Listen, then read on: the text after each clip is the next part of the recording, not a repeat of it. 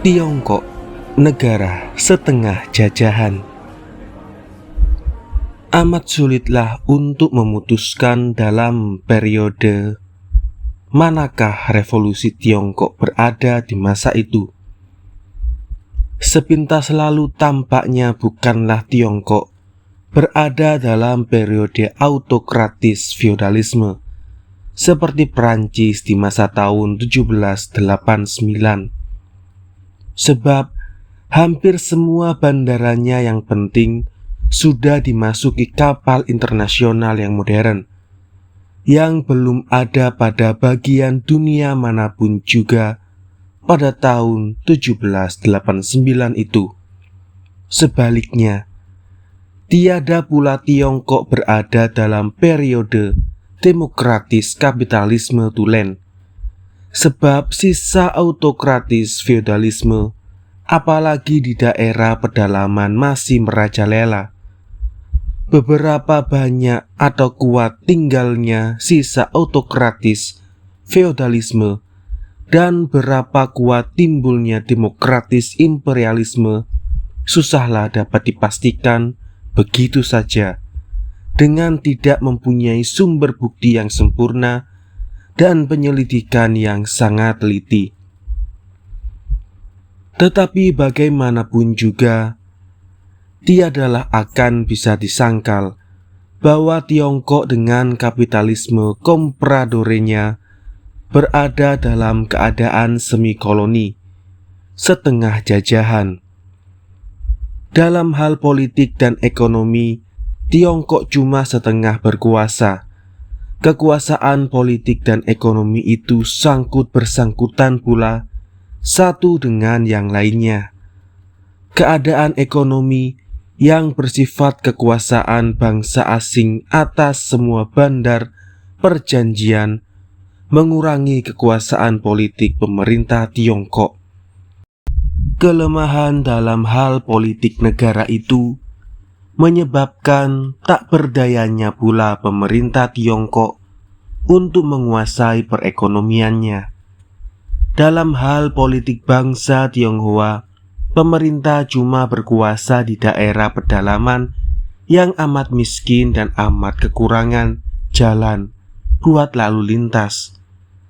Sedangkan semua bandar yang makmur dan mudah berhubungan dengan luar dan dalam negeri sudah dikuasai oleh kapital internasional.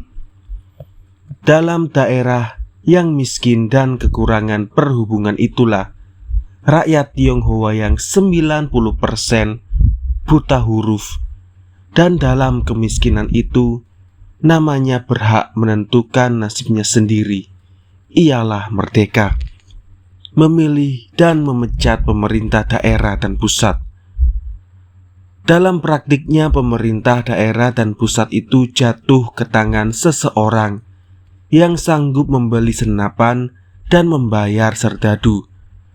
Adanya lebih kurang 80 juta lompen proletar.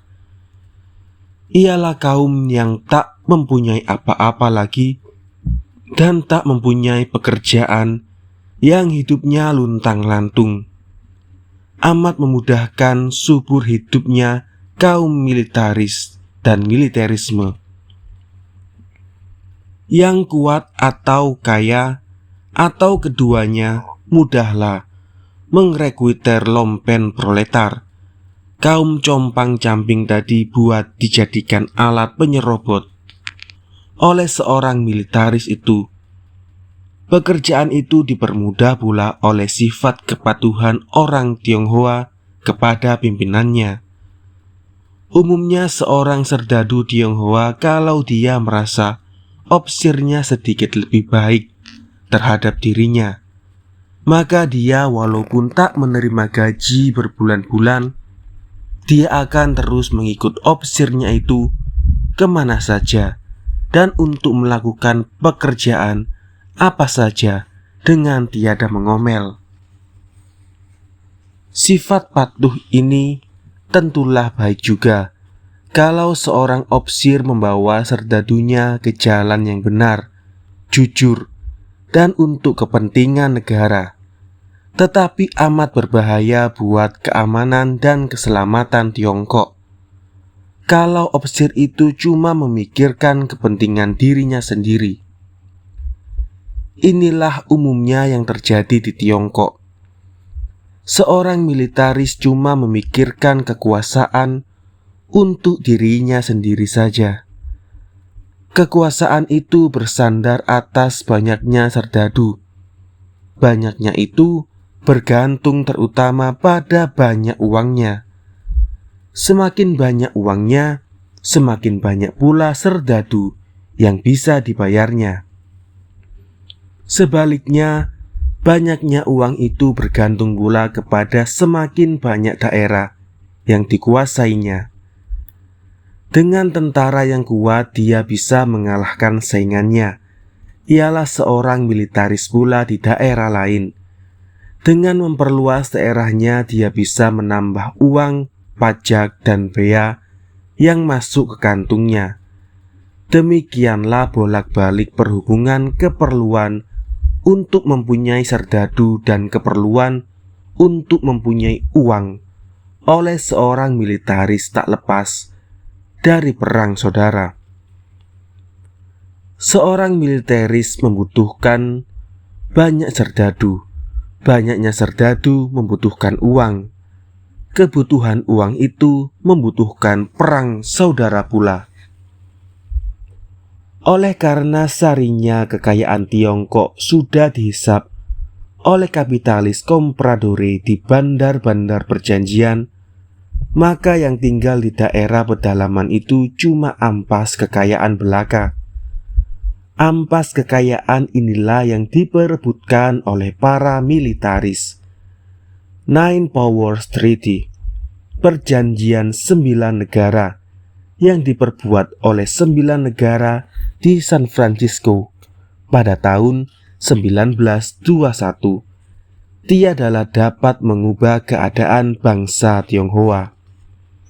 Bahkan sebaliknya mempererat ikatan kapitalis internasional atas leher perekonomian Tiongkok. Negara itu satu sama lainnya berjanji masing-masing tidak akan memancing dalam air keruhnya Tiongkok. Masing-masing berjanji akan mengurangi kedaulatan Tiongkok dan semuanya negara mempunyai hak sama satu sama lamanya buat berniaga di Tiongkok. Perjanjian ini adalah cocok dengan open door policy, politik pintu terbuka yang diumumkan oleh John Hay, Sekretaris Negara Amerika pada tahun 1889. Oleh karena eratnya ikatan yang dilakukan oleh 9 negara itu atas lahirnya pemerintah pusat di Tiongkok, maka longgarlah pula ikatan disiplin pemerintah pusat di Tiongkok yang perlu dilakukan atas berlusin-lusin militaris besar dan kecil di daerah pedalaman. Karena adanya kemiskinan umum di pedalaman Tiongkok, maka pemerintah pusat tak sanggup mengatur belanja negara yang kukuh dan kuat, tak sanggup membayar pegawai negara secukupnya, dan tak sanggup memelihara tentara dan polisi yang tidak korup dan cukup disiplin untuk melenyapkan para militaris besar atau kecil di daerah dan distrik pedalaman yang amat luas tetapi sukar untuk ditempuh lantaran kurangnya lalu lintas itu. Di sini pun bolak-balik berlaku. Kekuatan ikatan kapital internasional atas pemerintah pusat Tiongkok memperlemahkan kekuasaan pemerintah pusat terhadap daerah pedalaman dan kekacauan atas politik negara Tiongkok. Sering dikatakan pada masa itu, 1932, bahwa pokok kemiskinan Tiongkok ialah karena pemerintah pusat mempunyai tentara yang terlalu besar. Taksiran terhadap tentara yang resmi dan yang tidak, yang dikuasai oleh pemerintah pusat dan daerah, ialah antara 5 juta dan 10 juta. Memangnya sukar kalau tidak mustahil mengadakan taksiran yang pasti, sebab banyak sekali terdapat di mana-mana mereka yang bekas-bekas serdadunya jenderal ini atau itu yang keok. Mereka itu sewaktu-waktu bisa kembali menjadi serdadu kalau jenderalnya yang keok tadi bangun kembali. Hal mana acap kali terjadi. Dipandang dari sudut keuangan negara, maka tentara sebesar itu tentulah amat melebihi kekuatan Tiongkok yang menderita kemiskinan itu. Biasanya ditaksir lebih dari 80% daripada belanja negara Tiongkok ditelan oleh tentara saja. Tidak ada yang tinggal lagi sisa belanja buat dipakai untuk politik kemakmuran negara, seperti membuat jalan, perbaiki pelabuhan, membangun perindustrian, pertanian, dan memperbaiki kesehatan dan perguruan dan lain-lain. Kurangilah tentara, kurangilah belanja buat tentara, dan tambahlah uang buat politik kemakmuran. Demikian bunyinya pendapat baru. Tetapi pokok perkara di antara lain-lainnya perkara ialah perhubungan tentara dengan kemakmuran. Untuk mengurangi tentara dan menambah kemakmuran, perlulah kembali dahulu ada kemakmuran atau sumber kemakmuran yang berupa perindustrian dan pertanian, pabrik, tambang, kebun, pengangkutan. Itu akan sanggup mengisap jutaan serdadu yang akan lepas itu. Kalau tiada begitu, maka jutaan serdadu yang lepas itu akan menjelma menjadi tauhui, perampok, dan penculik yang hebat, dahsyat, dan justru akan mengakibatkan turunnya kemakmuran. Demikianlah buat kemakmuran perlu lebih dahulu dikurangi tentara, tetapi sebaliknya buat mengurangi tentara perlu lebih dahulu ditambah kemakmuran. 5. Peta ekonomi dan politik Tiongkok. Ikhtisar. Dalam hal ekonomi, kapital internasional membelah Tiongkok menjadi 2 bagian. 1. Bandar yang makmur dipandang dari sudut tengkulak, dan 2. Pedalaman yang luas tetapi miskin dan melarat. Pengendalian kapital internasional atas perekonomian Tiongkok mengakibatkan lemahnya pengendalian nasional Tiongkok atas politik luar dan dalam negeri sendiri. Kelemahan pemerintah pusat terhadap pemerintah militaris di daerah dan distrik mengakibatkan kekacauan politik terus-menerus dan kemiskinan dan kemelaratan yang tidak mudah dipahami oleh orang yang belum mengalaminya. Kemiskinan itu salah satunya merupakan lebih kurang 80 juta lompen proletar, golongan compang-camping, yang siap sedia memasuki tentaranya seorang militaris atau barisannya seorang perampok yang sanggup menjamin sekedarnya alat hidup sebagai manusia. Lompen proletarlah hambatan yang amat besar sekali di antara hambatan yang lain-lain yang menghalang-halangi adanya pemerintah pusat yang kuat teratur. Adanya lompen proletarlah pula yang menghalangi berjalannya satu rencana ekonomi. Beberapapun juga kecilnya dan bagaimanapun juga coraknya, walaupun cuma di daerah pedalaman saja, yang sesungguhnya masih amat luas dan amat rapat penduduknya. Dalam hakikatnya Tiongkok berhadapan dengan kapital internasional yang langsung atau tidak langsung dibantu oleh hamba sahaya, yakni kaum Pradore Tionghoa. Tepat juga ucapan Dr. Sun, yang artinya lebih kurang bahwa dia lebih suka melihat Tiongkok sebagai jajahan, karena dalam hal ini dia cuma menghadapi satu pemerintahan bangsa asing yang nyata dan bertanggung jawab, daripada menghadapi 9 negara yang satu sama lainnya melemparkan tanggung jawabnya. Selalu susah bagi Tiongkok untuk mendapatkan sesuatu persetujuan dengan 9 negara itu.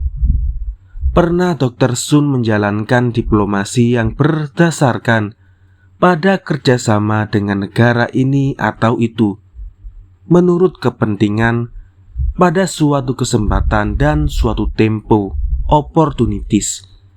Tetapi semuanya itu tiada mendatangkan hasil yang memuaskan. Akhirnya dia mengadakan kerjasama dengan Soviet Rusia 1924-1925. Kerjasama antara Soviet Rusia dengan pemerintah Dr. Sun yang menguasai provinsi Kwantung tergambar pula antara kerjasama antara kaum komunis dan kaum nasionalis Tionghoa. Dengan timbulnya kerjasama itu, timbullah kembali semangat anti-imperialisme, mulanya di selatan Tiongkok, akhirnya juga di bagian tengah dan utara. Kaum buruh dan kaum tani di sampingnya borjuis dan feodal Tionghoa mulai bergerak. Partai Komunis memusatkan perhatiannya kepada kaum buruh, tani, dan intelijensia. Dalam Partai Kuomintang nyata adanya 3 aliran, yakni 1, aliran yang berasal dari kaum feodal, 2 dari kaum borjuis, dan 3 dari kaum borjuis radikal. Aliran kananlah yang sangsi terhadap kaum komunis. Mereka berhasil mendesak pimpinan Partai Kuomintang mengadakan perjanjian dengan kaum komunis. Yang terpenting di antara beberapa perjanjian itu, pertama, ialah kaum komunis tak boleh membuat propaganda tentang komunisme dan Kuomintang. Dan kedua, tiada boleh mendirikan tentara merah. Barangkali kaum komunis Tionghoa teramat jujur menjalankan perjanjian ini di tengah-tengah teman seperjuangan yang tiada jujur. Seakan-akan kaum komunis Tionghoa itu melupakan kerjasama proletar borjuis pada masa Komune Paris tahun 1871 yang berakhir dengan penyembelihan lebih dari 30.000 kaum buruh. Bukankah dengan perjanjian di atas tadi tak ada sama sekali jaminan buat keselamatan kaum buruh dan komunis terhadap kaum feodal dan borjuis Tionghoa yang mempunyai tentara yang kuat itu? Dengan bangunnya serikat sekerja dan serikat tani di seluruh Tiongkok sebagai akibat dan aksinya kaum komunis, maka pergerakan anti-feodalisme, anti-imperialisme, dan anti-militarisme yang bertolak dari Kanton menuju utara berjalan dengan cepat pesat dan dahsyat. Tentara nasionalis di bawah pimpinan Chiang Kai-shek disambut di mana-mana dengan pemogokan dan pemboikotan terhadap perusahaan dan perdagangan asing. Masa aksi dan seluruhnya rakyat yang digerakkan oleh kaum komunis itulah sebenarnya yang sangat memudahkan pekerjaan tentara nasionalis. Di mana-mana tentara sewaannya kaum militaris dan kaum feodal Tionghoa yang reaksioner itu terusir oleh tentara nasionalis. Di mana-mana pula kaum tani mengusir kaum feodal dan tuan tanah Tionghoa yang menjadi dasar sosialnya kaum militaris, kaum kontra-revolusioner itu. Dalam tempo yang amat pendek, maka tentara nasionalis sanggup menahan benderanya di kota Hankou. Kota ini terletak di tepi Sungai Yangtze Kiang, bandar perjanjian yang kedua buat seluruhnya Tiongkok. Sebuah kota pusat di pedalaman. Kota pusat ini mempunyai perindustrian dan perdagangan yang sangat penting, yang menguasai daerah yang amat makmur dan rapat penduduknya. Kota Hankou dibelah oleh Sungai Yangtze Kiang, mempunyai bagian yang dikuasai oleh bangsa asing dan bangsa Tionghoa, dan penuh pula dengan pertentangan Tionghoa melawan bangsa asing seperti di Bandar Shanghai dalam anti politik ekonomi dan sosial. Di kota Hankou lah pertentangan yang tajam itu menjelma menjadi perjuangan bangsa lawan bangsa, kemudian meletus menjadi perjuangan kelas melawan kelas. Setibanya tentara nasionalis di Hankou, imperialis Inggris yang gemetar terdesak pada lahirnya bersiap sedia menghapuskan perjanjian pincang di kota itu dan menyerahkan seluruhnya pemerintahan kota kepada Kuomintang. Partai Kuomintang segera mendirikan pemerintah nasional. Tiada berapa lama kemudian, maka timbullah perjuangan antara nasionalis kolot melawan kaum komunis yang dibantu oleh kaum nasional radikal. Haruslah di sini diperingatkan bahwa pada permulaan itu pemerintah Hankou bukanlah Soviet Hankou, seperti juga Kuomintang bukanlah partai komunis.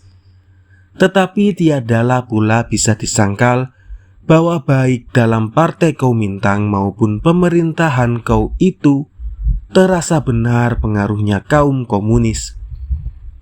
Pengaruh itu semakin lama semakin besar, naik demi naiknya pengaruh komunis di antara nasionalis radikal di dalam partai Kuomintang itu berjalan sejajar dengan turunnya kepercayaan dan simpati nasional kolot terhadap kaum komunis dan nasionalis radikal.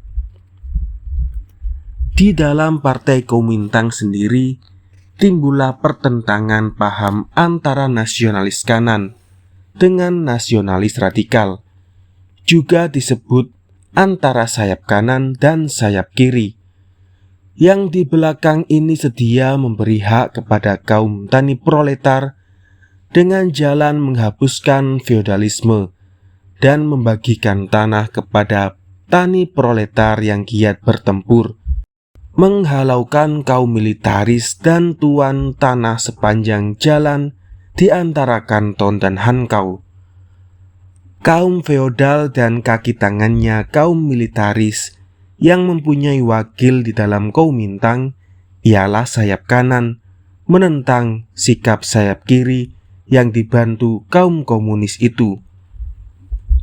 Sayap kanan mengutamakan kebangsaan atau nasionalisme dan kaum kiri mengutamakan sosialisme. Keduanya menjadi tiangnya 3D. Sang mincuinya Dr. Sun Yat-sen ialah nasionalisme, demokrasi, dan sosialisme. Dalam pertentangan sayap kanan dan sayap kiri yang timbul di Hankou, bandar perjanjian nomor 2 itu, kalau saya tak salah, imperialisme Inggris yang sudah terdesak ke sudut itu dan sudah mulai memikirkan penghapusan seluruhnya perjanjian pincang untuk semua bandar perjanjian, akhirnya pada tempat yang tepat mendapat kesempatan yang bagus untuk melakukan politik nilusnya. Ialah politik divide et impera yang termasyhur itu. Mungkin juga imperialisme Jepang mengambil bagian yang amat penting dalam pekerjaan setan ini. Tidaklah dapat kita lupakan bahwa kaum feodal dan militaris Tiongkok amat rapat perhubungannya, sosial, ekonomi, dengan kaum kompradori Tionghoa, ialah kaum bankir, industrialis dan pedagang Tionghoa di semua bandar perjanjian, tentulah juga bandar Hankou. Pada kaum kompradore inilah imperialisme asing yang dipelopori oleh Inggris atau Jepang bermula menyuntikkan anti-komunisme. Suntikan ini diteruskan oleh para kompradore kepada kaum feodal dan militaris sampai kepada sayap kanan dalam Kuomintang. Sayap kanan yang mabuk anti-komunis itu dan Jenderal Chiang Kai-shek yang mabuk kekuasaan dan kekayaan itu lupa akan kepentingan persatuan dan kepentingan negara. Chiang Kai-shek dengan tiba-tiba mencedera dan mengadakan penyembelihan terhadap mereka komunis. Selamanya ini kaum komunis itu adalah teman seperjuangan yang ikut serta membawakan kekuasaan, kekayaan, dan kemasyhuran kepada Chiang Kai-shek. Pemerintah sayap kiri di Hankou dirobohkan oleh Chiang Kai-shek pada tahun 1927. Dia mendirikan pemerintah militer diktator di Nanking. Di seluruh Tiongkok, ratusan ribu kaum komunis, buruh, dan tani yang revolusioner beserta para student, pemuda-pemudi yang disembeli secara hewan buat ditontonkan kepada halayak. Dengan hancurnya organisasi para pemimpin buruh, tani, dan intelijensia yang radikal, maka berhentilah pula pemogokan dan pemboikotan kepada kapital asing. Dengan begitu maka sebenarnya gagallah sudah percobaan menuntut kemerdekaan 100%. Perjuangan yang diteruskan cuma merebut kekuasaan penuh dan pada militaris cap lama supaya digantikan oleh pemerintah militarisnya Chiang Kai-shek cap baru. Ialah diktator militer yang dibantu oleh keluarga Song, yakni tengkulaknya. Keluarga Song itu paling kuat di seluruhnya Tiongkok. Mereka boleh dianggap hasil dari politik pengkristenan Amerika yang paling taat. Rumah sakit dan sekolah Zhending di samping YMCA ialah kumpulan pemuda Kristen, adalah alat penting untuk politik pengkristenan itu. Menurut hemat saya, maka kegagalan perjuangan anti-imperialisme pada tahun 1925-1927 itu adalah salah satu akibat langsung dari perpecahan komunis dan nasionalis yang meletus di Hankou. Perpecahan komunis dan nasionalis yang meletus di Hankou. Perpecahan itu selanjutnya adalah pula akibat dan tak adanya minimum program buat persatuan perjuangan seluruhnya rakyat Tionghoa menentang imperialisme asing. Nasionalisme dan sosialisme yang dibayangkan secara abstrak dalam San Min Cui sepintas lalu saja itu tiadalah dapat dijadikan semen yang kuat untuk membulatkan aksi kaum nasionalis dan komunis dalam perjuangan yang sukar sulit menentang imperialisme internasional. Setetes saja racun perpecahan itu dituangkan oleh kaum imperialisme ke atas semen semacam itu, pecah belalah aksi bersama itu. Satu dan yang lainnya bertumbuk-tumbukan.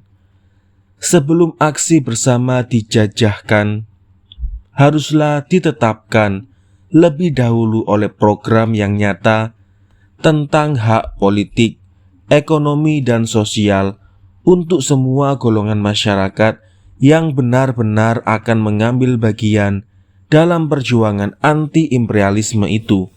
Minimum program sebagai hasrat perjuangan yang tegas nyata itu tentulah pula harus disertai dengan kepercayaan atas diri sendiri sebagai bangsa dan sebagai rakyat yang tertindas, disertai pula dengan pimpinan yang jujur, cakap, dan organisasi partai, tentara dan badan yang teguh disiplin, serta kesanggupan pimpinan buat menyesuaikan diri dengan segala tingkat atau fase perjuangan.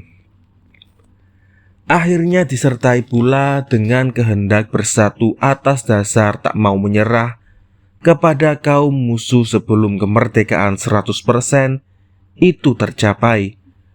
Teristimewa pula kaum proletar tak boleh mempertaruhkan dan mempercayakan semua nasibnya kepada kaum feodal, militaris, dan komprador itu dengan membatalkan haknya sebagai golongan untuk membentuk tentara sendiri, buat dasar tujuan golongan sendiri, serta semangat diri sendiri di samping golongan feodal borjuis yang bersenjata lengkap itu.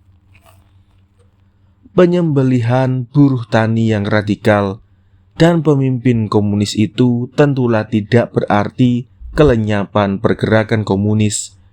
Malah sebaliknya, setelah menemui hambatan yang nyata kejam, kalau gerak di atas tanah secara terang-terangan, maka kaum komunis mengatur pergerakan di bawah tanah secara gelap. Dalam daya upaya ini, kaum komunis mendapat bahan yang bagus.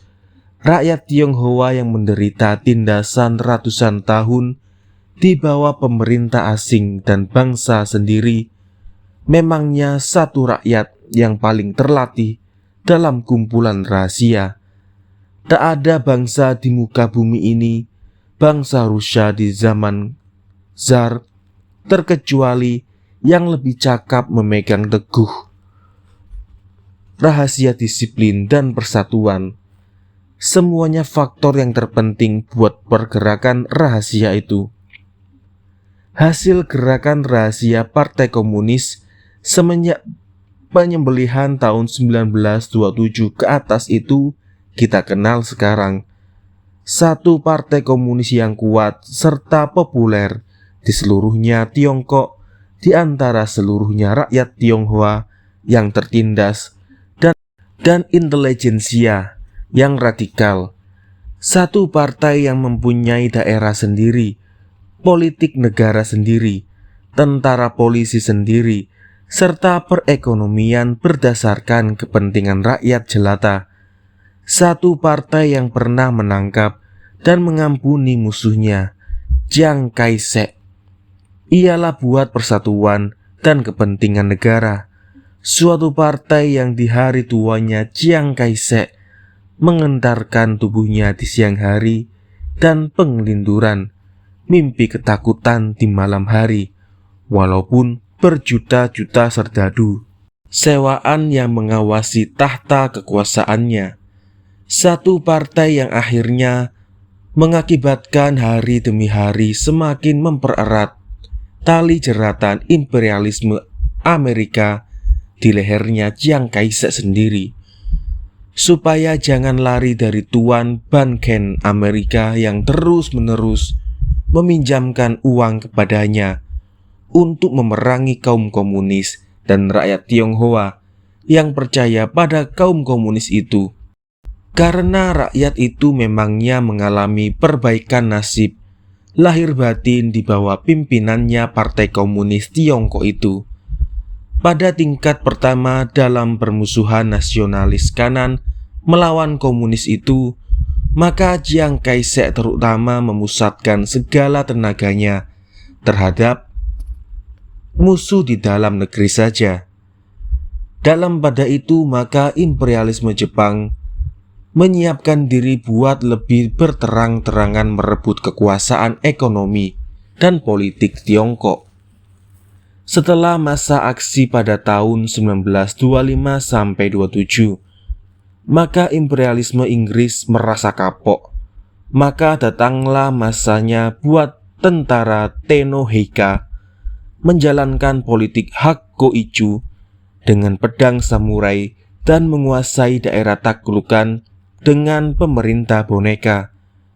Dengan kapoknya Albion, maka majulah Jepang ke gelanggang perebutan pasar di Tiongkok sebagai musuh nomor satu.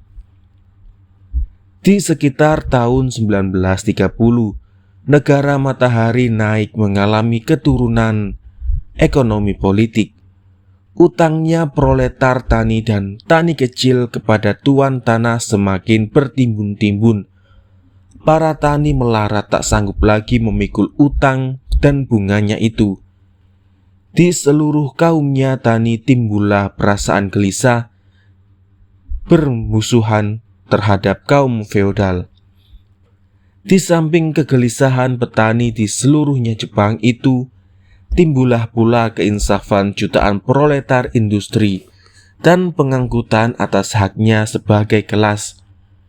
Asal saja mereka bersatu tersusun. Gerakan keproletaran, buruh tani semakin hebat dan semangat komunisme dan radikalisme mengembang di seluruhnya rakyat Jepang. Tidak kaum buruh tani saja yang dihinggapi penyakit komunis dan radikalisme, tetapi juga golongan yang selamanya ini ialah anak borjuis dan ningrat sendiri. Tidak saja perindustrian tetapi juga ketentaraan dan perguruan, dari SMP sampai sekolah tinggi dihinggapi oleh penyakit komunisme dan radikalisme. Pengisap penindas mempunyai obat, walaupun kemanjurannya tak selalu terjamin untuk melawan ketidaksenangan seluruh rakyat terhadap yang berkuasa itu. Penghisap penindas rakyat biasa membelokkan gerakan terhadap pemerintah dalam negeri, terhadap dirinya sendiri, kepada pemerintah asing dan negara asing. Pemerintah dan negara asinglah yang bermasalah dan menyebabkan kesukaran di dalam negara sendiri itu. Demikianlah politiknya Bismarck, Hitler, dan lain-lain diktator. Jepang sebagai murid Jerman paham benar akan politik, membusukkan orang lain buat menutupi kebusukan sendiri.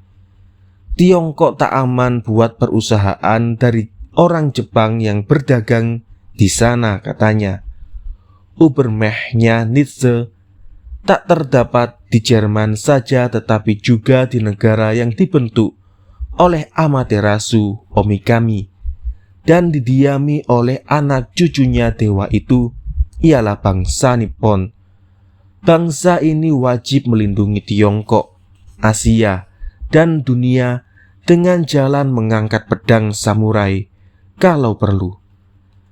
Serdadu Jepang kemana saja menuju medan peperangan akan dilindungi oleh Tenko Heika, turunannya Dewi Amaterasu tadi. Mati di medan peperangan itu cuma berarti meninggalkan badan kasar buat memberi kesempatan kepada badan halus yang segera terbang melayang kembali ke Jepang, ke kuil Yasukunin Jinja. Di sini pahlawan tadi akan bersenda gurau dengan para temannya, para arwah pahlawan yang lain-lain di samping arwahnya Tenno Heika, bersama-sama bidadari dan Sobisake. Disinilah upaya mati syahid ala Nippon. Tiongkok harus dikangkangi oleh militaris Jepang yang bertanggung jawab kepada Tenno Heika saja.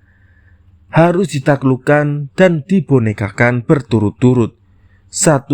Manchuria, 2. Tiongkok Utara, 3. Tiongkok Tengah, 4. Tiongkok Selatan, 5. Asia Afrika, 6. Eropa dan tak kurang, tetapi tak pula lebih daripada seluruhnya bumi ini. Pembelokan tentara Tenno ke Tiongkok Utara itu berarti pertama memadamkan kegelisahan dan pergerakan revolusioner di dalam negeri sendiri, dan kedua menjalankan PUN nomor 1 dan program yang panjang terhadap luar negeri. Dengan takluknya Tiongkok, maka akan lenyaplah kapitalisme nasional Tiongkok. kapitalis nasional Tiongkok akan sangat mendesak perindustrian riangnya Jepang dan akan berakhirlah imperialisme asing di Tiongkok. Kemenangan itu akan memadamkan sementara pergerakan radikal di negeri Jepang sendiri. Semua kekuatan lahir dan batin harus dikerahkan buat menyampaikan maksud Jepang yang teokratis, militaris, imperialis itu. Dalam rencana yang berbau Sobisake itu, militaris Jepang rupanya lupa daratan. Mereka menjumpakan halangan yang tiada disangka-sangka. Memangnya Chiang Kai-shek belum bermaksud hendak membantah kecerobohan Jepang dengan memakai senjata. Pada akhirnya ia sedang berurusan dengan kaum komunis yang membentuk partai dan tentara yang gagah perkasa mempertahankan provinsi Jiangxi terhadap serangannya tentara Chiang Kai-shek. Pada batinnya dia pro-Jepang, ialah menurut apa yang dibisikkan oleh rakyat di sana-sini. Didikan Jepang pada kemiliteran dibawa-bawa pula buat mengeraskan persangkaan bahwa dia sudah terpikat oleh Jepang. Tetapi bagaimanapun juga perasaan dan sikapnya Chiang Kai-shek, ada satu bagian dari tentara nasional yang sudah jemu akan kecerobohan Jepang ialah Cap Kou Lo-kun, tentara ke-10. Tentara ini terdiri dari rakyat provinsi Guangdong di bawah pimpinan Jenderal Sai Tingkai. Ialah seorang anggota sayap kiri. Tentara ke-19 datang ke Shanghai adalah berhubungan penangkapan Hu Hanmin oleh Chiang Kai-shek. Hu Hanmin adalah pengikut yang ternama dari Dr. Sun, berasal dari Guangdong pula, dan tidak setuju dengan politiknya Chiang Kai-shek. Apabila ditangkap, maka timbullah kemarahan keseluruhan rakyat Tiongkok, terutama pula rakyat Guangdong. Chiang Kai-shek tidak berani menentang kemarahan rakyat dan kemungkinan perang saudara. Hu Hanmin segera dilepaskan, kabarnya dengan perjanjian bahwa tentara ke-19 haruslah menjaga Hu Hanmin. Demikianlah tentara ke-19 datang di Shanghai untuk Hu Hanmin. Tetapi bukanlah Hu Hanmin yang terjaga, melainkan kaum militaris Jepang. Sudah lama benar bangsa Jepang merayap-rayap di salah satu bagian dalam kota Shanghai yang berdekatan dengan sungai dan laut. Disinilah berkumpul puluhan ribu Jepang. Mereka sudah menguasai sebagian besar daripada pertemuan di Shanghai. Mempunyai bank sendiri, perkapalan ke pedalaman Tiongkok, toko-toko sendiri, boleh dikatakan pasar sendiri, sayur-mayur sendiri, polisi sendiri, di samping tentara laut yang selalu siap sedia menunggu-nunggu dalam restoran, sukiyake, dan warung sobisake yang tidak boleh ketinggalan buat calon pembesar dunia ini. Pendeknya, tiang sepo di tepi kali dan laut, di tempat yang strategis, kaum militaris Jepang sudah mempunyai satu negara di dalam negara. 6. Perang melawan Jepang di Shanghai. Xiang Shethe berasal dari Guangdong, pernah ke Amerika. Pada satu hari senja memperingatkan kepada saya supaya saya pindah karena something will happen this night.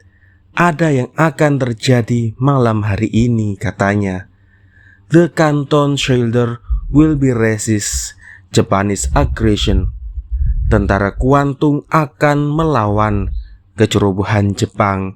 Dilanjutkan pula saya dinasihatkan pindah rumah karena pertempuran akan terjadi di sekitar kampung saya. Tadinya petang hari saya sudah mendapatkan nasihat semacam itu pula. Dan sahabat saya, Xiang Shengchen, juga berasal dari Kuantung. Dan rupanya pula ada perhubungannya dengan tentara Kuantung. Tentara ke-19.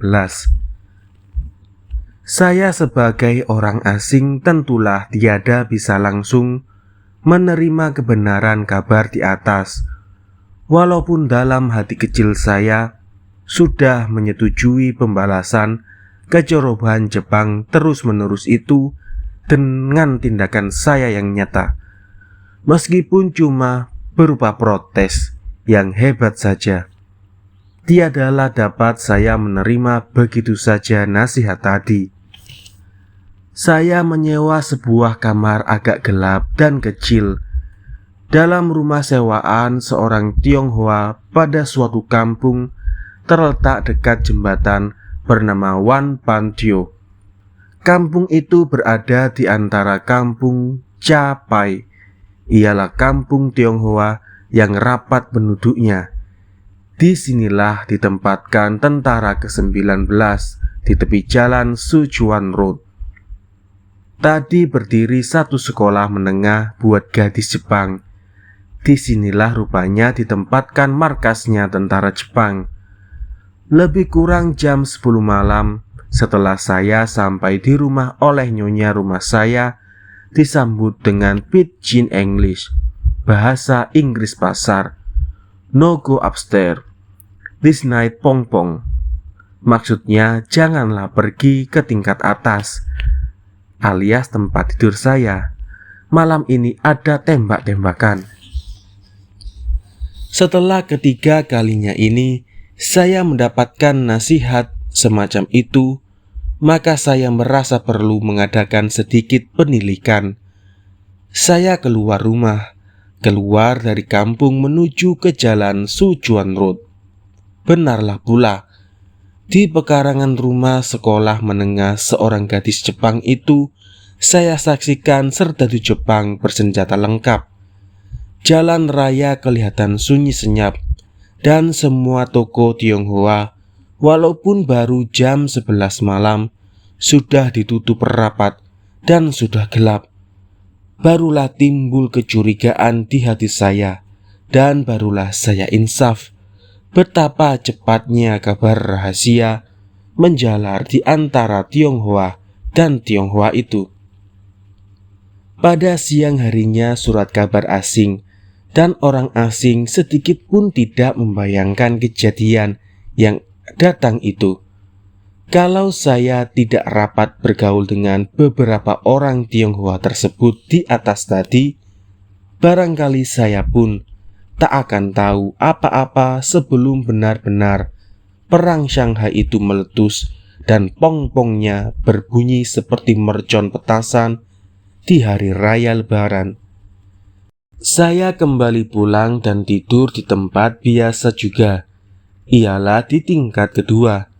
Tetapi belum lagi saya menutup mata kedengaran bunyi mortir yang pertama, dan yang segera dibarengi oleh tembakan yang seru dari kiri kanan. Serdadu Jepang dari Sichuan Road dan serdadu Tionghoa dari sebelah kanan bertembak-tembakan tiada putus-putusnya. Kampung dan rumah saya terjepit di antara two fire, dua gerombolan penembak. Bunyi peluru mortir berdenungan di atas rumah. Bukan ini saja, ada banyak rumahnya orang Tionghoa berbunyi senapan menembaki serdadu Jepang yang bergerak di jalan Sichuan Road. Dan di samping-sampingnya itu, sniper atau penembak gelap ini adalah para penembak yang amat jitu tembakannya. Kabarnya 1-2 hari sebelumnya perang meletus, penembak gelap ini sudah kirimkan dari tempat lain dan bersarang-sarang di rumah-rumah patriot Tionghoa. Mereka ini adalah pendidik yang terpilih serta pahlawan yang acap kali berhadapan dengan malaikat maut. Tembakan mereka secara gelap itu banyak menewaskan serdadu Jepang dan sangat menakutkan serdadu Jepang. Mereka menjadi gelap mata. Mereka menerobos ke rumah-rumah Tionghoa di mana terdengar tembakan atau kelihatan asap bedil. Penembak gelap yang terdapat segera ditembak mati. Sering pula mereka yang sama sekali tidak bersalah yang jadi korbannya Ronin atau satria yang mata gelap. Kacau balau yang ditimbulkan oleh tembakan meriam, mortir, mitraliur, dan senapan berturut-turut, akhirnya dengungan bomber dan peledakan bom siang dan malam menjadikan sekitar kampung dan rumah saya seakan-akan menjadi neraka.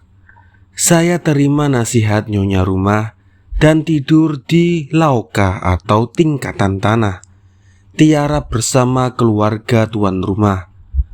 Setelah kami 4 hari 4 malam lamanya berada dalam keadaan demikian, maka mulailah kami menderita kekurangan makanan dan air. 1 kali, 2 kali, kalau penembakan sedikit reda, maka nyonya rumah dapat juga cepat-cepat menyelundup keluar, membeli ini atau itu pada warung yang masih sedikit mempunyai simpanan. Tetapi kesempatan ini tak berapa banyak dan lama-kelamaan terasa kekurangan makanan dan air. Untunglah pada hari kelima oleh pimpinan tentara Jepang yang menguasai kampung kami, kepada penduduk diberi kesempatan untuk mengungsi. Waktu yang diberikan cuma 5 menit saja. Dalam tempo berkemas yang sedikit itu saja, naik ke tingkat atas, ke kamar saya, dan sambar apa yang dapat disambar saja. Peti, buku, mesin tulis, tentulah terpaksa ditinggalkan. Begitu juga barang yang amat penting di musim dingin di kota Shanghai, ialah selimut. Yang sebenarnya kasur yang cuma sedikit lebih tipis daripada kasur biasa terpaksa ditinggalkan. Yang dibawa hanya pakaian sepertegak, tentulah lengkap dengan mantel tebal penangkis hawa sejuk pada bulan-bulan yang paling dingin di Tiongkok, ialah pada bulan Januari Februari. 100-200 langkah saja keluar di jalan kecil menuju ke jalan raya, saya tertumbuk pada satu rombongan serdadu Jepang bersenjata lengkap di bawah seorang komandan. Saya segera hampiri komandan itu dan dalam bahasa Inggris saya katakan, "Saya seorang Filipino, terkurung di sini sudah 4 hari lamanya. Saya hendak pergi ke International Settlement." Dia menyambut dengan ramah tamah serta mengantarkan saya ke langkah 2 menuju jalan keluar kampung dan jalan raya menuju ke International Settlement yang aman buat ditempuh. Ketika berpisah, saya lihat seorang Tionghoa diikuti anak istrinya. Kakinya basah dan penuh lumpur karena menyeberangi kali kecil di samping rumahnya. Dia dan anak istrinya terlihat gugup, mengangkat tangan seperti menyerah. Saya memakai keramahan pimpinan rombongan tadi dan dongeng bahwa mereka Tionghoa itu adalah seorang baik kenalan saya. Mereka dibiarkan lalu dengan tidak penggeledahan. Kami lekas merasa bersahabat dan bersatu mengatasi bahaya. Ini nyata perlu sekali. Kursi kereta kuda mencatut seorang pengungsi sekejam-kejamnya. Sewa kereta yang sebelumnya perang cuma 50 sen tiba-tiba meningkat menjadi $15 atau lebih. Para kusir tak mau pula menerima 1 atau 2 orang penumpang. melainkan penuh semuatan. Demikianlah Tionghoa serta anak dan istrinya tadi dengan saya menjadi muatan penuh. Tawar-menawar dengan cepat bisa dijalankan dan kereta bisa meninggalkan neraka itu dengan segera pula.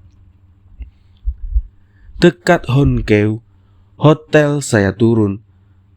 Saya rasa di sini akan terus aman. Saya sewa sebuah kamar sempit di dekat dapur dengan harga jatuh dan dengan membayar kumsha, uang persen yang bukan sedikit pula. Belum lagi siang hari saya terpaksa keluar beramai-ramai pula karena atapnya hotel ditembus pelornya mortir. Saya berjalan menuju French Settlement ke rumahnya Sinse Tuan Chen. Ketika meninggalkan Honkeu Park, kami terpaksa kian kemari menyelundup pula menghindarkan tembakan para sniper yang sudah bersarang di sekitarnya Honkeu Hotel tadi.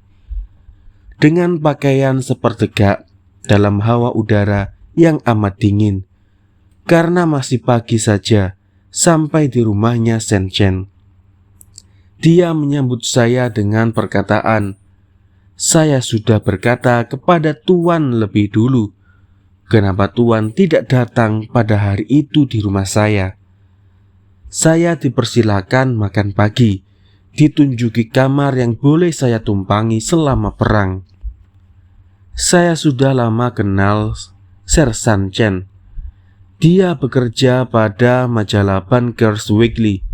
Saya sering membantunya dalam tulis-menulis surat dalam bahasa Inggris. Sahabat Filipino ialah S, yang sudah saya sebut lebih dahulu, yang terpaksa lari pula dari Amoy ke Shanghai karena disangka ada polisi Amerika yang datang dan Filipina sudah menangkap dirinya. Memperkenalkan saya kepada Sinse Chen ini. Oleh Sinse Chen, saya dikenalkan sebagai Filipino dengan nama Osario. Pada malam pertama saya menumpang di rumah Sinse Chen, saya tidur dengan nyenyak. Rupanya karena suasana damai di sekitar dan karena mendapat kesempatan menebus tidur yang amat terganggu dalam 4 hari lampau. Saya ingin melanjutkan peniduran itu pada malam kedua, tetapi ini tak dapat dilakukan. Pada hari kedua, rumahnya Sinse Chen mulai dibanjiri oleh para keluarganya yang mengungsi dari daerah peperangan. Mulanya setelah rombongan keluarga yang pertama masuk, Sinse Chen mendekati saya dengan perkataan, "Saya merasa sedih karena saya dan Tuan terpaksa tidur di lantai bawah. Yang akan tidur di kamar di tingkat atas, tempat saya bermula itu adalah keluarga para wanita, yang lelakinya tidur bersama-sama dengan kami. Tetapi sebelum lagi, hari senja tibalah pula rombongan lain, para keluarga juga, lelaki perempuan, yang perempuannya dicampurkan bersempit-sempitan dengan para wanita yang tadi dan yang lelaki harus dicarikan bersama kami di lantai bawah. Tetapi di sini sudah amat sempit. Saya ingat ikan sarden yang disusun rapat. Pada hari ketiga dikatakan pula oleh Sinse Chen kepada saya, "I am sorry again." Saya berulang sedih pula. Sekarang saya terpaksa memindahkan Tuan ke tempat saudara saya. Tak jauh rumahnya dari sini. Rumahnya amat besar, 3 tingkat. Dia bekas jenderal, dekat Hankou. Tapi saya sendiri tak suka kepadanya. Biarlah nanti kita pergi bersama-sama ke sana. Saya tak sampai hati menempatkan Tuan di rumah saya yang sudah penuh sesak ini. Buat saya pun sudah terlalu sesak. Sinse Chen selalu berkata terus terang kepada saya. Jenderal Chen memang mempunyai rumah 3 tingkat. Mungkin pula pada tiap-tiap tingkat ada diam seorang istri. Salah satu sebab maka Shin Se-chen tak senang kepadanya ialah karena sang saudara bekas jenderal itu mempunyai entah berapa orang concubines. Ialah selir. Selainnya daripada itu, bekas jenderal itu kebanyakan humbug, terlalu banyak lagak. Bahasa Jawa ambek, kata Shin Se-chen. Malam perkenalan dengan jenderal kita, saya sudah tertumbuk pada humbug itu. Saya diperkenankan oleh Shin Se-chen sebagai wartawan dari salah satu surat kabar di Filipina. Tuan jenderal rupanya tertarik dan bertanyakan bagaimanakah paham saya umumnya tentang Perang Shanghai, Tentara ke-19 dan benteng kota Wusung. Saya mencoba menguraikan paham saya bahwa Perang Shanghai cuma perang kecil saja, karena Shanghai bukanlah Tiongkok, dan tentara ke-19 bukanlah tentara Tiongkok seluruhnya. Tetapi walaupun begitu, dunia umumnya dan saya khususnya amat mengagumi pembelaan tentara ke-19 yang bertempur dengan senjata serba kekurangan kalau dibandingkan dengan persenjataan Jepang. Tentara ke-19 memberi pengharapan besar buat seluruhnya tentara Tiongkok di hari depan, bahwa karena lelaki di tepi laut, Jepang dapat mempergunakan ketiga jenis tentaranya, yakni tentara darat, laut, dan udara. Benteng Wusung telah hancur lebur. Pecahan tentara ke-19 sudah sekian tertahan di sana dengan penuh keperwiraan, tetapi keperwiraan pun ada batasnya.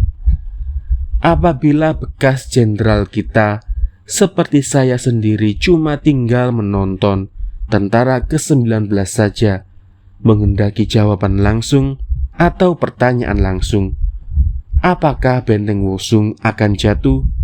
Maka saya jawab, benteng Wusung sebagai benteng yang sebenarnya sudah tak ada lagi, dan masuknya Jepang ke Wusung cuma perkara tempo saja.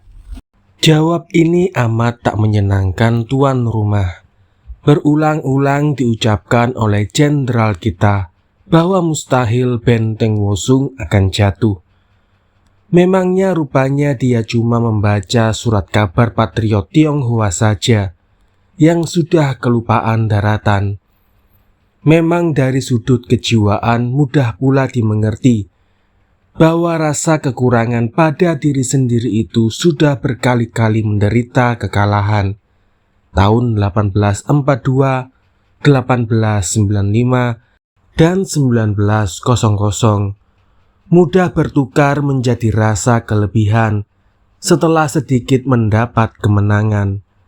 Demikianlah di seluruhnya kota Shanghai dari hari ke hari oleh berlusin-lusin surat kabar nyamuk Mosquito Papers didengungkan bahwa tentara ke-19 menang di sini, menang di sana, dan belum pernah kalah atau mundur.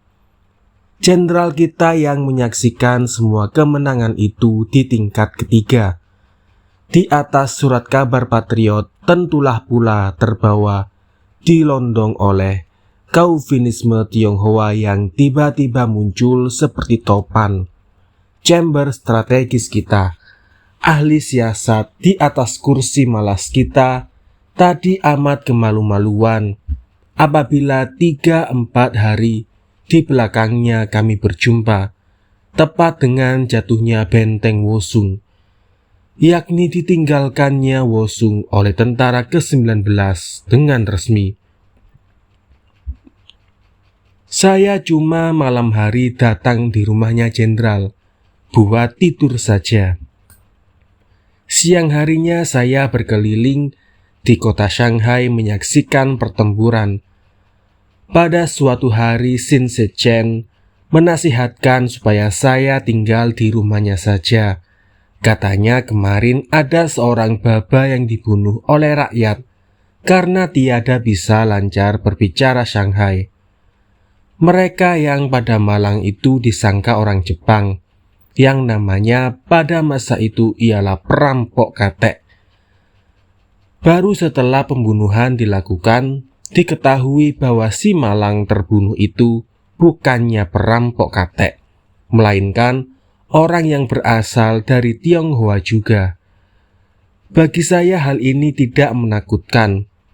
Pada masa itu untuk saya lebih menarik hati di antara rakyat yang dibangun untuk memberontak, memecah belahkan belenggunya berabad-abad daripada penduduk di rumah membaca koran atau mendengarkan dentuman meriam atau bom dari jauh saja. Malam pertama saya oleh jenderal dipersilakan tidur di kamar tingkat ketiga. Riwayat yang berlaku di rumah Sin Se Chen di sini pun berulang pula. Pada malam kedua saya sudah turun pangkat ke tingkat 2 karena kamar semalam harus diserahkan pula kepada keluarga wanita dan anak-anak yang datang mengungsi. Tiada lama saya berada di kamar baru ini. Tengah malamnya saya sudah dibangunkan pula buat pindah ke bawah. Karena kedatangan tamu pengungsi juga, saya berada di kamar sempit, kecil, rupanya bekas tempat penyimpanan barang dan perkakas dapur. Di depan kamar itu adalah kakus dengan alat dan benda yang biasanya berhubungan dengan kakus. Mulanya saya dapat tidur di atas balai-balai, tetapi pada suatu malam saya dibangunkan pula. Tamu pengungsi laki istri mengambil balai-balai tempat tidur saya tadi. Saya tidur di jubin atas tikar, di tengah-tengah arang, perluk, dan pagi harinya saya berada di dalam udara yang baunya tak dapat dituliskan di sini. Maklumlah para pembaca, biasanya jam 4 atau jam 5 pagi, para kuil mengambil ampas manusia yang dilemparkan ke dalam kakus atau tempat di sampingnya oleh semua penduduk rumah jenderal. Rupanya Sin Se Chen mendengar kabar tentang keadaan saya dari salah seorang teman. Ketika saya bertolak meninggalkan rumah Sin Se Chen, saya diberi kawan olehnya ialah seorang petani, pengungsi. Rupanya karibnya Sin Se Chen pula. Orang ini rupanya melaporkan keadaan saya kepada Sin Se Chen. Bagaimana juga saya diberi tempat yang biasanya dipakai buat menerima tamu. Walaupun tempat ini amat sejuk di waktu malam Februari, tetapi bau udaranya tiadalah mengganggu lagi. Dan petani, pengungsi, dan teman saya selalu pula mendapat perhatian. Dia seorang petani berperawakan besar tinggi. Rupanya tiada banyak mempedulikan hawa dingin. Tetapi rupanya dia mengerti benar bahwa buat saya hawa Shanghai terlalu dingin. Teristimewa pula dengan selimut yang ada pada saya. Selimut itu tiada cukup untuk menangkis sejuk. Teristimewa pula di waktu dini hari. Kalau dingin memuncak rupanya saya gelisah dan mengambil siasat melipat diri. Kegelisahan tidur itu rupanya menarik perhatian petani pengungsi di samping saya. Sering saya bangun karena teman petani pengungsi yang tidur dekat saya mengikatkan selimut saya ke kaki saya serapat-rapatnya. Memangnya dengan begitu, maka bagian badan yang pertama menderita hawa dingin dan sangat mengganggu tidur kita ialah kaki. Lama-kelamaan menjadi hangat. Setelah sebulan lamanya perang Shanghai berlangsung, maka terdengarlah kabar bahwa balai kota Municipal Shanghai bagian International Settlement mendapatkan persetujuan dengan tentara Jepang untuk memberi izin kepada penduduk kembali ke rumahnya yang terletak di sepanjang Sujuan Road. Kampung tempat saya tinggal yang terletak dekat jalan itu dan termasuk daerahnya International Settlement, saya sangka juga termasuk bagian aman yang sudah boleh dimasuki. Saya pun pergi ke balai kota untuk meminta surat izin masuk ke kampung bekas kediaman saya dengan maksud mengambil barang-barang saya yang terpaksa saya tinggalkan dulu. Ribuan orang yang datang meminta surat izin. Antri yang dilakukan tiada selalu dapat disusun dengan nasihat. Banyak orang, kebanyakan orang Tionghoa, yang ingin cepat mendapatkan surat izin. Maklum, orang mau lekas kembali ke rumah masing-masing, menyaksikan rumah dan barang-barang yang ditinggalkan. Mereka yang tiada sabar lagi mencoba mendahului orang lain yang sudah lama menunggu. Acap kali polisi internasional yang kebanyakan terdiri daripada orang Rus pengungsi terpaksa mengambil tindakan. Cuma sering tindakan itu terlalu kejam. Ialah berupa pukulan yang keras yang berkali-kali dilakukan. Sebenarnya dengan cara Tionghoa saja, ialah dengan cara ramah tamah dan kalau perlu sedikit paksaan. Pukulan kuat berkali-kali yang menyakitkan dan menghina itu tak perlu dilakukan. Baru setengah hari sesudah berjam-jam berdiri, saya mendapatkan surat izin. Saya segera berjalan menuju Sujuan Road. Semakin jauh saya masuk jalan Sujuan Road, semakin sunyi rumah dan orang lalu lintas. Sampai di simpang 4 yang bernama Range Road, yang pada keadaan damai selalu ramai, saya tiada melihat seorang pun penduduk Shanghai yang tampak cuma serdadu Jepang di sana-sini, berdiri dengan sangkur terhunus dan muka yang kejam. Maklumlah mereka itu baru saja melakukan pembunuhan, sehingga jiwa manusia itu tak ada harganya bagi mereka, kecuali jiwa bangsanya sendiri. Lagi pula mereka selalu merasa jiwanya sendiri terancam oleh musuh yang kelihatan atau bersembunyi. Saya mulai sangsi akan keamanan di sekitar itu, tetapi saya teruskan juga perjalanan sampai ke simpang 3, ke jalan yang masuk ke kampung dan bekas rumah saya. 1-2 kali saya berhadapan dengan Ronin, satria Jepang yang mengawal. Tak ada di antara mereka yang mengerti bahasa asing. Mereka memberhentikan saya dengan memakai bahasa Jepang. Tetapi saya mengerti maksudnya dan keluarkan surat izin saya. Si Ronin membaca surat yang tentulah dia tak bisa baca, apalagi mengerti isinya.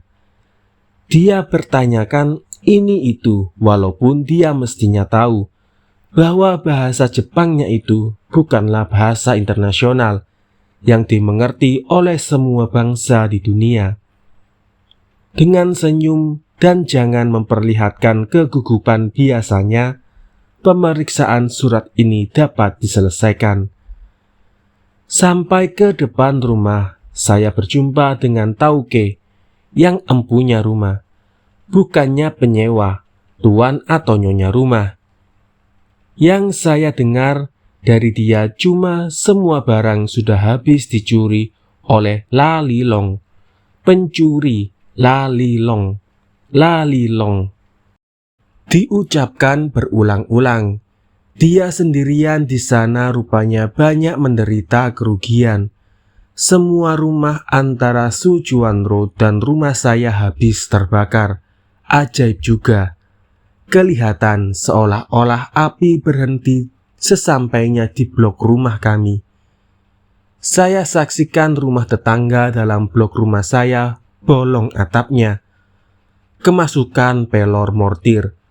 Rumah saya sedikit mendapat cacat, tetapi isinya diangkut sama sekali oleh La Lilong. Baru saya mengerti benar apa artinya La Lilong itu. Peti saya berisi pakaian, buku-buku, mesin tulis, tungku, kayu, dan arang, beras, kecap, bawang, dan lain-lain bahan buat dimasak hari-hari. Semuanya hilang lenyap bersama-sama dengan lalilongnya. Di rumah saya ceritakan aventur saya kepada Siang Sengchen. Kesekian kalinya saya mendapat celaan. Kenapa Tuan tak kabarkan kepada saya bahwa Tuan mau kembali ke rumah yang dahulu? Kalau saya tahu, tentu saya akan melarang Tuan pergi. Saya sudah dengar ada orang yang ditusuk perutnya atau dipukul oleh serdadu Jepang lantaran saling tidak mengerti. Untunglah satu surat penting ialah paspor tidak hilang. Paspor itu saya bawa dan simpan di dalam dompet ketika mengungsi. Berhubung dengan kewajiban yang saya harus jalankan di Hindustan, maka paspor tadi ialah barang yang amat berharga. Lama sungguh saya berusaha mendapatkan paspor tadi. Banyak kunjung mengunjungi dan suap menyuap yang perlu dilakukan sebelum mendapatkan kertas yang berharga itu. Shanghai bukan saja kota pengalkapon, tetapi juga kota penyuapan. Tertulis di atas paspor itu nama Hong Song Lee. Apabila lawyer atau ahli hukum yang mengurus paspor, saya mendengarkan nama saya ialah Osario. Maka dengan tersenyum ia mengusulkan, jadi kalau begitu nama Tiongkok Tuan ialah Hong Song Lee. Saya sahut pula dengan tertawa, baik benar nama itu. Jadinya Hong Song Lee adalah turunan Tionghoa Filipina, bapak Tionghoa, ibu Filipina. Memangnya nama itu bisa menjelma bermacam-macam tulisan dengan tiada mengganggu identitinya dengan persamaannya tulisan paspor, cocok dengan undang matematika. Maka pertama sekali 3 kata yang berlainan dan masing-masingnya bisa menjadi nama keluarga. Se-Tionghoanya dan Sunnya nama Inggrisnya itu bisa 1 kali 2 kali 3 sama dengan 6 kali ditukar-tukarkan tempatnya. Tetapi tiap tukaran itu masih tetap tinggal nama Tionghoa. Ketiganya, Hong Song Lee, adalah ialah nama keluarga yang lazim, dan Ong itu adalah nama Tionghoa Hokkien pula. Jadinya variasi pertukarannya Ong Song Lee, 2 Ong Lee Song, 3 Song Ong Lee, 4 Song Lee Ong, 5 Lee Song Ong, dan 6 Lee Ong Song. Termasuk kepada golongan nama Tionghoa. Di sampingnya itu boleh pula dilakukan potongan seperti SL, Ong, dan nama Ong Song Lee dalam nama Tionghoa Ong itu yang se. Seterusnya boleh dilakukan potongan LS Ong dan nama Ong Lee Song dan lain-lain sampai 6 kali pula. Selainnya daripada itu, kalau memperkenalkan diri kepada seseorang, American Returned Student, mahasiswa kembali dari Amerika, maka laga Amerika yang dibawanya dari Country of the Biggest, negara ulung dalam segala-galanya itu, bisa pula ditangkis dengan laga Lee S. Ong. Ialah pengamerikaan dari nama Ong Song Lee, turunan Tionghoa yang lahir di Hawaii, daerah Amerika, negaranya Franklin D. Roosevelt.